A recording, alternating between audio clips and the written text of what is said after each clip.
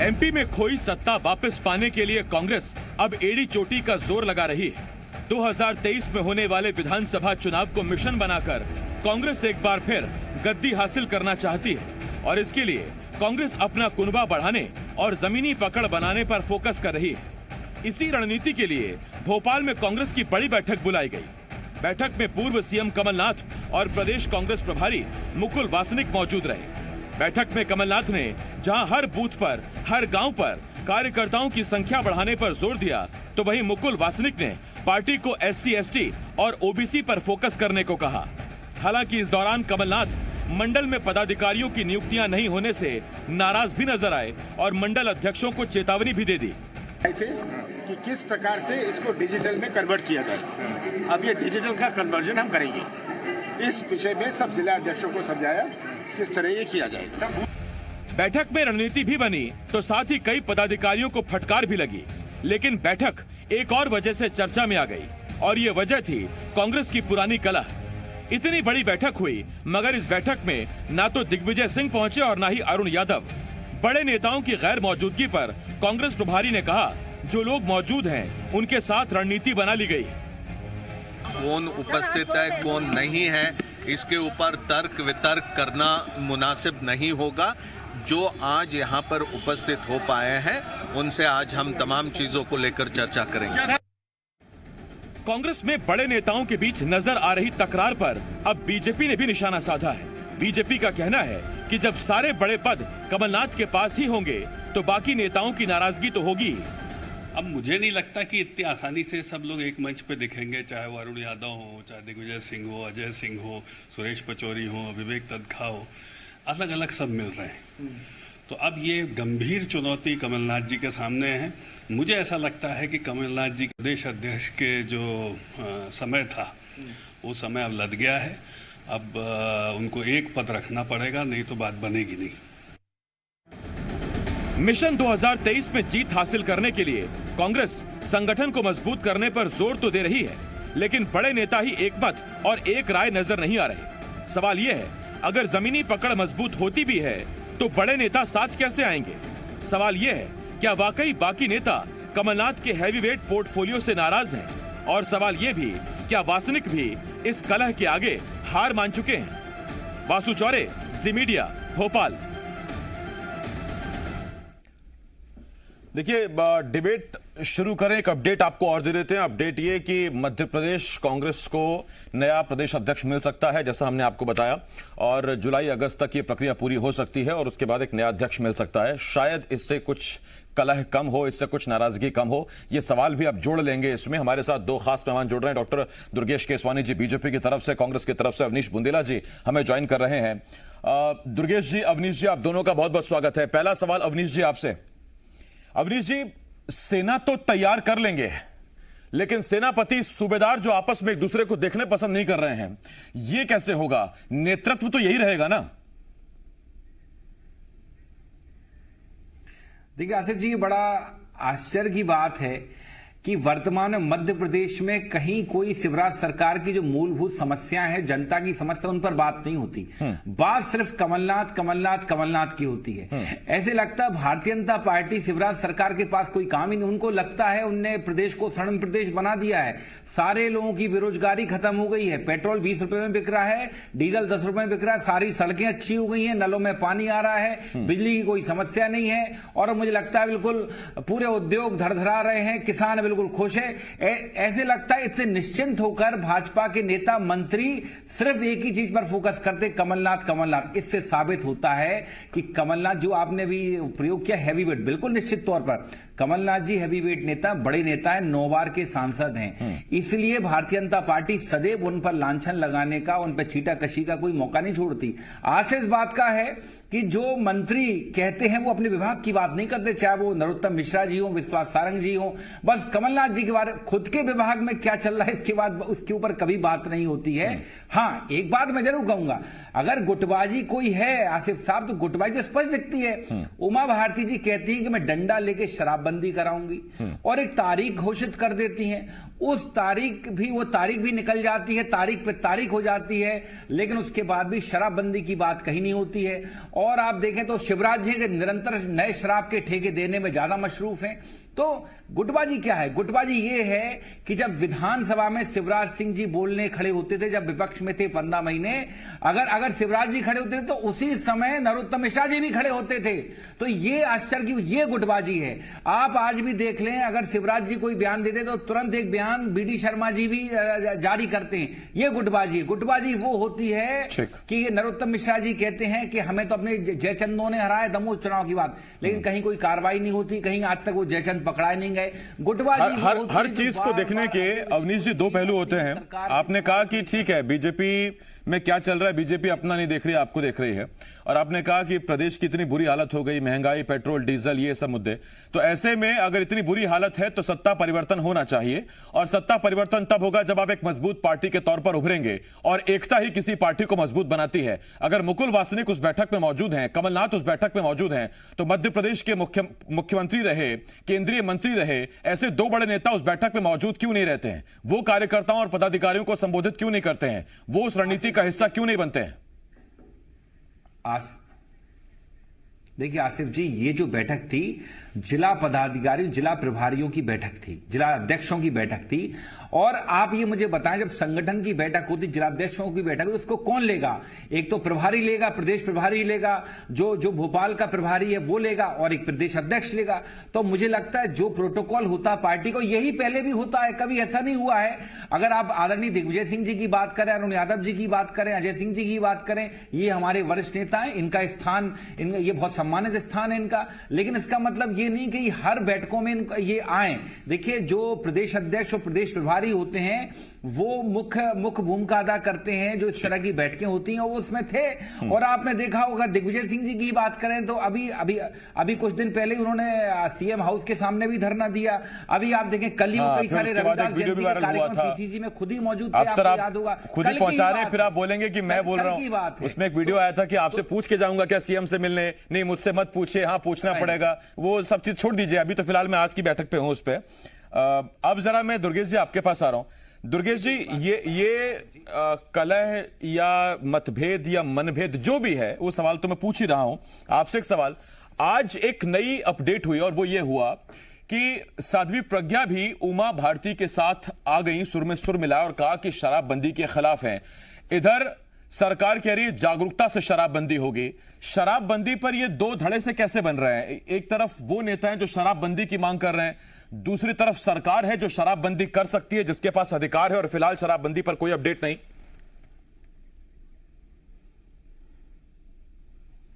देखिए आसिफ जी, सबसे पहले तो जो आज का विषय है तकरार और फटकार, कांग्रेस के प्रवक्ता साथी ने भटक कर पूरी बातें की। उन्होंने कहा कि प्रदेश में कहीं कोई मुद्दा नहीं है, इसलिए कांग्रेस सिर्फ और सिर्फ इन्हीं मुद्दों के इर्द गिर्द घूमती है। निश्चित रूप से हमारी सरकार जनहितैषी सरकार है और जनता से जुड़े हुए काम करती है। यही कारण है कि जो जन कल्याण की योजनाएं इन्होंने बंद की थी वो सब हमने चालू की।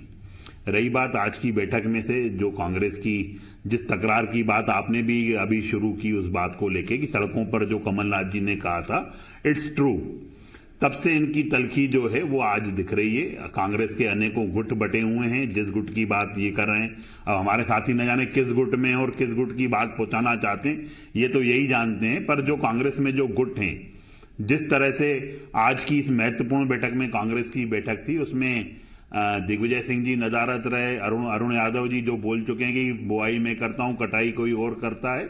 और जब से जो कमलनाथ ने घर घर चलो अभियान कांग्रेस में उसका असर दिखने लगा है। बड़े नेता सब हाशिए पे हैं, सब घर पे हैं, और ये अभी भी कांग्रेस के लोग कमलनाथ जी के अनुभव के कसीदे पढ़ रहे हैं। तो कमलनाथ जी का अनुभव मैं भी निश्चित रूप से बता दूं, जिन्होंने 15 महीने में ही अपनी सरकार नहीं संभाल पाए, उनके पार्टी से एक बड़ा धड़ उनसे अलग होके साइड हो गया, ये कमलनाथ जी का अनुभव है। अब प्रदेश अध्यक्ष भी कमलनाथ, नेता प्रतिपक्ष भी कमलनाथ, युवाओं के नेता नकुलनाथ और बाकी कांग्रेस के इसी सवाल के जवाब में वो उमा भारती और प्रज्ञा ठाकुर वाले जवाब पे आ जाएंगे, दूसरी बार पूछना प्रभारी को नहीं, मैं उसी में ही बताऊंगा। अभी आप आन दीजिए मेरे को। जो उनके प्रभारी मुकुल वासनिक जी हैं, उन्होंने स्पष्ट रूप से कहा कि जो लोग नहीं है उनको छोड़िए, जो है उन पे चिंता करिए। तो कहीं ना कहीं ये बात वहां पे पिन पॉइंट हुई। रही बात शराबबंदी की बात की बोल रहे हैं, तो निश्चित ही आप आसिफ जी देखेंगे जब से भारतीय जनता पार्टी की सरकार आई है हमने एक भी दुकान बढ़ाने का काम नहीं किया है। इसके विपरीत हमने नर्मदा किनारे दुकानें बंद भी की। और आप ही का कार्यक्रम था, जी न्यूज का एक्सक्लूसिव यहाँ पे कार्यक्रम था मिंटो हॉल में। वहां पे जब माननीय मुख्यमंत्री जी से इस बारे में बात किया गया था तो उन्होंने स्पष्ट कहा था कि मैं ऐसे राजस्व पर लात मारता हूं अगर मेरा प्रदेश उसकी ओर अग्रसर होता है। इसलिए जो भी शराबबंदी की जो बातें कर रहे हैं, साध्वी उमा भारती जी वरिष्ठ नेता हैं, साथ ही साथ साध्वी भी हैं वो, और संत हमेशा से ही सद्मार्ग का रास्ता दिखाते हैं और सद्मार्ग की बात जो वो बता रही है, निश्चित रूप से ऐसे और भी अनेक संगठन हैं, उनके साथ सरकार खड़ी है। धीरे धीरे जो भी इस चीज में आगे बढ़ेंगे हम, और निश्चित रूप से एक बुराई है, इसके दुष्परिणाम अनेक हम देखते हैं। अनेक एक्सीडेंट, आदमी दारू पीकर एक्सीडेंट हो जाता है, उसका वो अस्पताल में भर्ती होता है, अपने परिवार को असमय ही छोड़ के काल के गाल में समा जाता है। सब पे विचार करके पर एकदम किसी चीज को नहीं किया जा सकता है। इसलिए हम निश्चित रूप से उन संगठनों के भी साथ खड़े हैं हम। ठीक, मैं दुर्गेश जी आ रहा हूं आपके पास। ये जो पिछले सवाल के जवाब में अवनीश जी आपने एक तर्क दिया था कि संगठन की बैठक है, प्रदेश प्रभारी का मौजूद रहना जरूरी है, प्रदेश अध्यक्ष का मौजूद रहना जरूरी है। वहां प्रदेश प्रभारी भी थे, प्रदेश अध्यक्ष भी थे, और आपने कहा कि यह जरूरी नहीं कि हर मीटिंग में दिग्विजय और अरुण यादव मौजूद रहें। तो क्या ये जो पार्टी की टेक्निकलिटी है या इतना जो ये गंभीर पॉइंट है, ये उस वक्त मुकुल वासनिक को समझ में नहीं आया? हमने जब मुकुल वासनिक से पूछा कि उन नेताओं का क्या जो इस बैठक में मौजूद नहीं, तो वो भी ये बात कह सकते थे जो आप अवनीश जी कह रहे हैं। उन्होंने तो सीधा कहा कि जो लोग हैं उनके साथ रणनीति बनाई जा रही है। ऐसा लगता है कि वासनिक को भी वास्तविकता का एहसास हो गया, हार गए हैं, थक गए हैं, क्योंकि कई बार उनसे ये सवाल पूछा जा चुका है। लाचार हो गए हैं क्या? देखिए, एक बात समझिए, मुकुल वासनिक जी को इस चीज की जानकारी थी कि आज जैसे आदरणीय दिग्विजय सिंह जी बुरहानपुर और रतलाम और कई सारे उनका 4-5 दिन का निरंतर दौरा वो आज ही निकल चुके हैं। और ये देखिए, आप खुद देखें, कल से उनके निरंतर दौरे, क्योंकि जो जन जागरण अभियान के वो प्रभारी हैं, वो राष्ट्रीय प्रभारियों में से एक हैं, तो उसके सर्वे इसलिए वो निकल चुके हैं, उनको मुकुल वासनिक जी को ज्ञात है। बाकी आसिफ जी, मैं एक बात बोलूंगा, जो बार बार इस बात कांग्रेस की तरफ इंगित कर रहे हैं भाजपा के नेता, जैसे आपने भी सवाल खड़ा किया आसिफ जी, बड़ा अच्छा जवाब दूंगा मैं भाजपा की प्रवक्ता को भी। मेरा सवाल भी है कि आप गुटबाजी की बात तो करें ना भारतीय जनता पार्टी, क्योंकि केपी यादव जो सांसद है गुना के, वो 192 किलोमीटर दूर जो बैठे हैं शिवराज सिंह और बीडी शर्मा, उनको पत्र नहीं लिखते हैं। वो पत्र किसको लिखते हैं? 800 किलोमीटर दूर बैठे नड्डा साहब को, जेपी नड्डा को। तो इससे बड़ी गुटबाजी का उदाहरण मैं क्या दूं आसिफ जी आपको? मतलब आप जो वर्तमान में जो क्या लिख रहे हैं कि मुझे मेरे ही संसदीय क्षेत्र में सम्मान दरकिनार किया, किसके द्वारा? जिसको उन्होंने खुद 1,35,000 से हराया, सिंधिया जी को। क्या ये गुटबाजी नहीं है? और क्या कहीं ना कहीं कहती कि वो कैडर बेस्ड अनुशासित पार्टी है? क्या ये सारी बातें यहाँ के झूठ साबित नहीं हो जाती? आप मुझे बताएं आसिफ जी, इसका जवाब नहीं दे पाएंगे। और अभी जो बात चल रही थी शराबबंदी की, मेरे दोस्त ने बातें तो बड़ी बड़ी की। आसिफ जी, शराबबंदी करके देखिए ना, क्यों नहीं कर रहे आप शराबबंदी? जब आपकी एक जो सबसे विवादास्पद सांसद है, जो जब भी बोलती है गंदा ही बोलती है, और मोदी जी खुद कह चुके हैं आसिफ जी कि मैं मन से कभी प्रज्ञा ठाकुर को माफ नहीं कर पाऊंगा, और आज भी वो निरंतर बोल ही रही हैं। कभी बोलती कि धन उपार्जन के लिए जुआ खेलना बहुत अच्छी बात है, कभी कहती कि शराब तो औषधि है, थोड़ी थोड़ी पिया करो। कोई नहीं, विषय दुर्गेश जी, मैंने आपको सुना है। दुर्गेश जी, मत गलत परिपाटी शुरू मत करिए, अगला टर्न आपका है, मत करिए मेरे, ठीक है? तो आप एक बात समझिए, इस बात के ऊपर भाजपा क्यों चुप हो जाती है? आप अनुशासित पार्टी बनते हो, आप संगठन आधारित, कैडर आधारित, इसके ऊपर आप क्यों चुप हो जाते हो? आप प्रज्ञा ठाकुर के ऊपर आप कार्रवाई नहीं? दुर्गेश जी चुप नहीं है, बोलना चाहते हैं। मैं जरा अवनीश जी सवाल का जवाब ले लूं। कमलनाथ जी राष्ट्रीय अवनीश जी आ रहा हूं आपके पास। कमलनाथ जी, दुर्गेश जी, कई उदाहरण तो हम तो ये कहते हैं गिनवा दिए अवनीश जी ने, और अगर ऐसे निकालने जाएंगे तो फिर वो मनोहर ऊंटवाल वाला वो किस्सा, वो ऐसे पता नहीं सियासत में कितनी चीजें निकल आएंगी। जब विधायक सांसद आपस में भिड़ गए, एक ही पार्टी के विधायक भिड़ गए, फिर वो बैठकें हुई, निष्कासन, निलंबन, बहुत सारी चीजें आ जाएंगी ऐसे तो। अरे एक सांसद को विधायक 7 सेकंड में 14 जूते मारता है। दुर्गेश जी से सवाल, अवनीश जी आ रहा हूं। देखिए आसिफ जी, अवनीश जी जो बातें कर रहे हैं यहां बैठ के, मुझे लग रहा है कि वो सिर्फ और सिर्फ इस डिबेट से भगकर इधर उधर की बातें करने में लग गए हैं। नहीं, वो दोनों क्या मैं बता देता हूं, वो बात ये है कि मेरा कॉलर थोड़ा साफ है, आपका कॉलर ज्यादा गंदा है। ये कांग्रेस इससे अरे नहीं सर, नहीं मैं इन चक्कर अवनीश जी, हाँ दुर्गेश जी बिल्कुल नहीं बोले, दुर्गेश भाई बोलेंगे, ठीक है ना। अब एक बात आसिफ जी ये बताइए, अगर मुकुल वासनिक जी को मालूम था कि ये लोग नहीं आने वाले हैं तो कुर्सियां क्यों लगाई गई थी वहां पे नेम्स के साथ, दिग्विजय सिंह जी की, अरुण यादव नहीं, वो मीडिया को बता सकते थे कि क्या वजह है, क्यों नहीं आए। ये इनको जवाब देना चाहिए। हाँ, ये निश्चित रूप से इनको बताना चाहिए था, पर ये जो चीज यथार्थ में घटती है ना आसिफ जी, उसको मान लेना चाहिए। एक झूठ आपसे 100 झूठ बुलवाता है और वही आप उसी प्रक्रिया में लगे हुए हैं। रही बात ये कमलनाथ जी के अनुभव की, फिर तारीफ कर रहे हैं।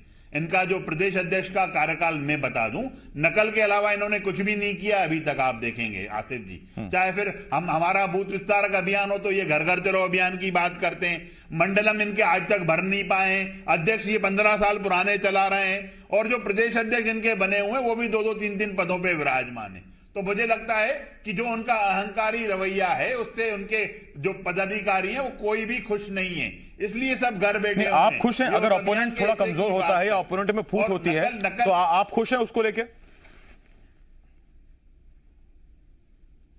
देखिए आसिफ जी, अपोनेंट में पर ये कसीदे तो नहीं पड़े उस अपोनेंट के बार बार। हम तो ये मान लें, ये क्यों बताते हैं कि बारीक चक्की पीसने वाले हैं वो ये करते हैं, वो करते हैं। अरे उनका तजुर्बा पूरे प्रदेश ने देखा है। 40 साल के तजुर्बे को हमने नीचे लेवल पे आके देखा है कि आप अपनी सरकार चलती नहीं, तो ये बात तो आपको पहले ही मालूम थी दुर्गेश जी। कांग्रेसी कहते थे कमलनाथ की चक्की धीरे चलती है लेकिन बारीक पीसती है। तो 1.25 साल ही तो हुए थे, जब तक वो गेहूं आटा बन पाता उससे पहले ही आपको लगा कि कुछ हो ही नहीं रहा है। आपने तो फिर आपने प्रक्रिया शुरू कर दी थी। नहीं, देखिए हमने कोई प्रक्रिया शुरू नहीं की। हमने तो ये बताया था आसिफ जी, सीएम साहब हमारे श्री शिवराज सिंह चौहान जी ने स्पष्ट कह दिया था कि इस सरकार को हम चिमटे से भी नहीं छुएंगे, और हमने बिल्कुल नहीं छुआ। आपने देखा कैसे भर भराकर ये लोग गिर गए जमीन पे आके, और आज ये विपक्ष में बैठे तो वो अपना संगठन भी नहीं चला पा रहे हैं। संगठन में भी आप इस पर बहुत बार डिबेट हम कर चुके हैं कि वो गिरे, कि गिराए गए, कि वो गए थे, कि बुलाए गए, बेंगलुरु जाना हुआ कि ले जाए गए, वो अलग अलग चीजें हैं सर, उस पर दोबारा डिबेट नहीं कर रहा मैं। ठीक है, मैं ये जरा कला वाला चैप्टर साइड चेंज करता हूं। अवनीश जी, आपसे एक सवाल मेरा ये है कि अभी तक तो मैंने सेनापति, सूबेदार इस लेवल पर बात की। अब मैं आपसे ये पूछता हूं कि जब लगातार कमलनाथ बार बार कह रहे हैं कि नियुक्तियां करिए, मंडलम भरिए, वहां पर जो पदाधिकारियों की आवश्यकता है उनकी नियुक्तियां करिए, तो फिर ये क्यों नहीं हो पा रहा है? घर घर तो जाएंगे लेकिन क्या अकेले मंडल अध्यक्ष जाएंगे क्या? बाकी के पदाधिकारी कहां रहेंगे? नाराजगी इस हद तक है कि उन्होंने कहा कि कुछ दिन का अल्टीमेटम दे रहा हूं, अगर भर पाए तो ठीक, वरना आपको भी चेंज कर दूंगा। देखिए आसिफ जी, फरवरी तक का वक्त है और कमलनाथ जी ने पूर्व में भी कहा है कि 2023 नजदीक है, तो हम सबको चेत जाना चाहिए, जाग जाना चाहिए, और आप देखेंगे अगले आने वाले 4-5 दिन में सारी नियुक्तियां हो जाएंगी। नाराज होना उनका वाजिब है। देखिए, जो आपका कोच रहता है, जो आपका गुरु रहता है, अध्यक्ष रहता है, वो सदैव उसमें और अच्छाई के लिए, उन्नति के लिए, तरक्की के लिए टोकता रहता है, डांटा उसका अधिकार है। बाकी जो अभी कमलनाथ जी के बारे में जो कह रहे थे, उनके अनुभव के बारे में, तो आसिफ जी मैं एक छोटी सी बात बताना चाहूंगा। कमलनाथ जी के अनुभव की तो बात मत करिए। कमलनाथ जी वो व्यक्ति हैं, जब वो सबसे, मैं कहूंगा, देश के सबसे सफल वाणिज्य कर मंत्री, केंद्रीय मंत्री, जब वो वाणिज्य कर मंत्री थे तो उस समय औद्योगिक विकास दर इस देश की, आप इसको चेक कर सकते हैं आसिफ जी, 10% से ऊपर चली गई थी। मोदी जी को ट्यूशन लेनी चाहिए कमलनाथ जी से। वर्तमान में आपकी औद्योगिक विकास दर सिर्फ 2% है, जब कमलनाथ जी के सामने 10% थी। कमलनाथ जी अगर रियल मेट्रो में कमलनाथ जी जब मंत्री थे, केंद्रीय मंत्री, शहरी विकास मंत्री, तो आप देखें जयपुर में मेट्रो, दिल्ली में मेट्रो, नागपुर में मेट्रो उसी समय की देन है। आप हंस सकते हैं, कोई दिक्कत नहीं है, लेकिन अगर ये सारे फैक्ट चेक करेंगे ना, सबसे तेज गति से सड़कें बनाने का अगर रिकॉर्ड बनाया देश में, जब कमलनाथ जी भूतल परिवार मंत्री थे तब की बात है, उनके टेन्योर में बना है। तो ये देखिए, ये कमलनाथ जी के अनुभव की तो बात ना करें भाजपा वाले, बल्कि मैं तो कहूंगा इनके प्रधानमंत्री, बातूनी प्रधानमंत्री, इनके बातूनी नेताओं को कमलनाथ जी से आकर ट्यूशन लेना चाहिए साहब कि आपने कैसे किया। तो देखिए आप ठीक है, आपने धोखे से आपने कहते ना धोखा करके आपने हमारी सरकार गिरा दी, उससे ये साबित नहीं होता है कि आप कमलनाथ जी को अयोग्य नहीं ठहरा सकते। हम तो ये कहते हैं धोखा करके आपने जनतंत्र की मैं आखिरी 30 सेकंड दे पाऊंगा दुर्गेश जी आपको।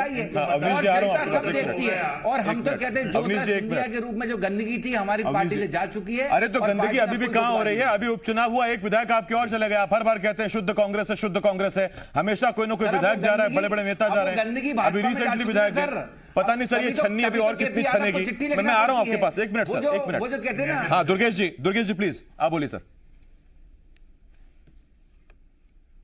देखिए, मुझे लगता है कि जिस तरह से कसीदे पढ़ रहे हैं ये, इनको बता दीजिए कि चलो चलो हो गया है, अब सबने देख लिया कि अनुभव क्या है। 15 महीने में 15 साल मध्य प्रदेश की सरकार गर्त में चली गई। प्लीज डिस्टर्ब मत करिए, आप डिबेट को खराब मत करिए। तो जो 15 महीने में ही 15 साल पीछे गर्त में चली गई।